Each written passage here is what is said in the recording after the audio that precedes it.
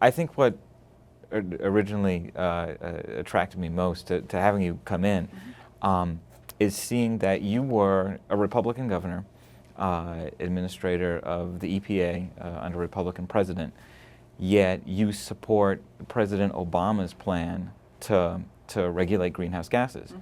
How come? Well, because Congress won't act. I mean, it'd be far better, and the agency would far prefer it if Congress were to set the standards, but they just don't want to take major action, it seems, on almost anything. And the science has really now gone far beyond a place where you can doubt that climate change is occurring. It is occurring.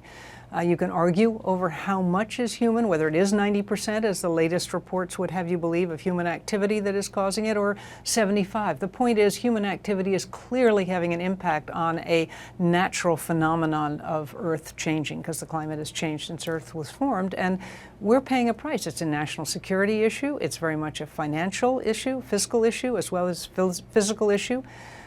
No credible scientist will say something like Superstorm Sandy was due to climate change, but they'll say this is exactly what you can expect from climate change. More frequent, more severe storms, floods, droughts, and that's what we're seeing around the world. So to the extent we can slow it down so we can start to prepare for it, we're all going to be better off. And we can do that and still keep the economy growing, and that's the most important thing. And you believe climate change has costed society a lot more money, a lot of lives recently? Absolutely. I mean, without question, it costs us.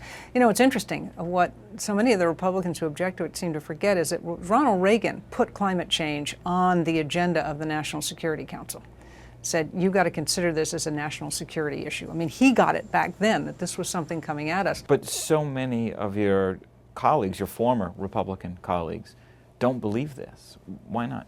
Well, I'm not sure how many it really is. It's more the ones who are in a position to be heard because they're in the Congress and they're in the committees and they're senior in the committees. A lot of them have given in. They've started to believe this, what I think is a totally wrong approach, which says that you cannot, this is a zero-sum game.